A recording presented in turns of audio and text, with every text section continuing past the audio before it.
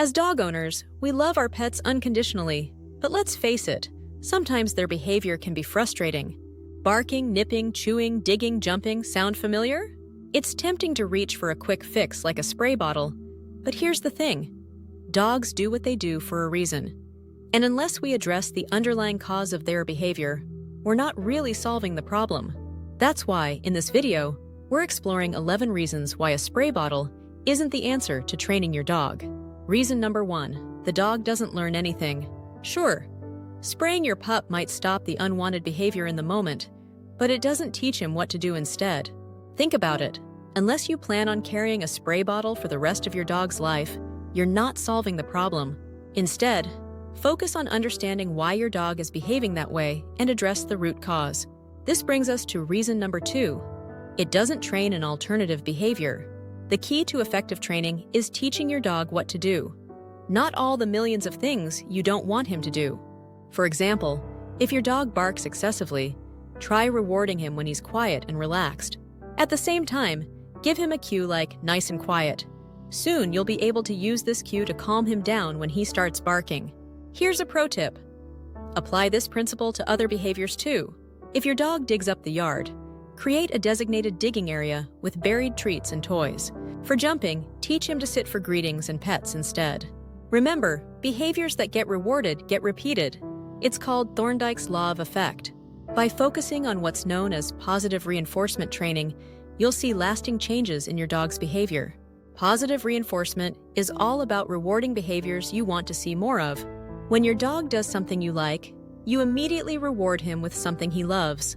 This could be his favorite treats or toy, praise, petting, a fun game, or anything else he finds motivating. The key is in the timing. The reward must come right after the desired behavior. This helps your dog make a clear connection between his action and the positive outcome. Over time, he learns that performing certain behaviors leads to good things.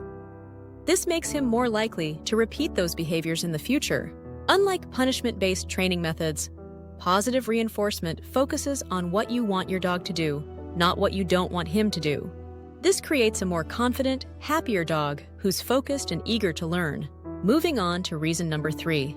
A spray bottle doesn't address the underlying cause of the behavior. Many unwanted behaviors stem from emotions like fear, anxiety, or excitement. Using a spray bottle might stop the behavior momentarily, but it doesn't help your dog overcome these feelings. In fact, it could make them worse by creating negative associations with his environment, or even with you. Now for reason number 4. It can be frightening. The goal of spraying water at your dog is to create what's known as a startle response, which is associated with negative emotions. This startle response can make your dog feel scared and threatened, potentially leading to increased anxiety and stress over time. Reason number 5. Using a spray bottle risks triggering a negative response in your dog. Adding an aversive or unpleasant element to a situation can increase the likelihood of aggressive or fearful behaviors.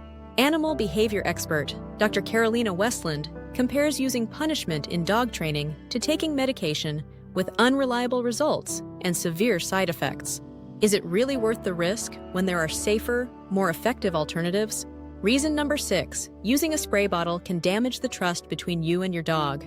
Accredited dog trainer and behavior expert Angelica Steinker warns that using a spray bottle can cause fear of the person using them, or even of water or spray bottles in general. Now, you might be thinking, but I just show my dog the water bottle and he behaves. But this is problematic because your dog has learned to associate the bottle, and by extension you, with punishment. This puts you in a really bad position. You want your dog to trust you, not fear you. Building trust is crucial for a healthy relationship with your dog, so why jeopardize it?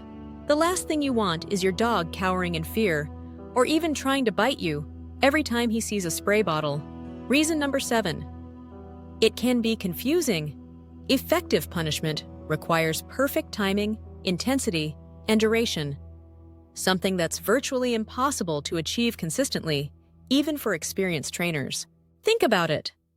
If your timing is off, you might accidentally punish your dog for a completely unrelated behavior.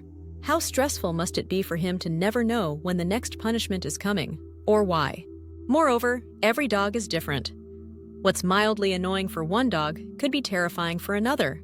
Can you really be sure you're getting the intensity just right for your particular dog? In every single situation, Karen Pryor, a pioneer in clicker training, points out that dogs often don't associate being sprayed with their own behavior. This means you're causing discomfort without actually teaching your dog anything useful. Reason number 8. What happens when you're not around? Unless you're with your dog 24/7, it's impossible for you to consistently punish unwanted behaviors. The problem here is that your dog might learn that he can still engage in the behavior as long as you're not there to spray him. Reason number 9. The spray bottle might not be aversive to your dog. Some dogs actually love water and might see being sprayed as a fun game. Imagine your dog trying to catch the water as you spray it, thinking it's playtime. Congratulations! You've just accidentally reinforced the very behavior you were trying to stop. Reason number 10. Your dog might decide the behavior is worth the consequences. Dogs do what they do to get what they want or need, and if the payoff is greater than the discomfort of being sprayed, they'll likely continue the behavior. Think about it. If your dog really needs to relieve stress by barking, chewing, or digging, a quick spray of water might not be enough to deter him. You're not addressing the underlying need, just adding an inconvenience. And finally, reason number 11, which is perhaps the most important. Using a spray bottle is simply unnecessary. Instead of focusing on punishing unwanted behaviors, why not reinforce desirable ones? This approach can naturally diminish problematic behaviors while building a stronger, more positive relationship with your dog. By choosing positive reinforcement, you're aiming for long-term solutions rather than quick fixes. You'll also avoid the frustration and irritation that come with constantly having to spray your dog. For both of you, if you're struggling with your dog's behavior, don't hesitate to seek help from a professional positive reinforcement trainer. See my recommendations below. But first, watch my video on the 12 questions you must ask before choosing a dog trainer. Finally, make sure to check out my free resources for dog parents. Links in the description below. If you found this video helpful, please like and subscribe for more dog care tips. Thanks for watching. Come see us at kettendoghouse.com. Dogs.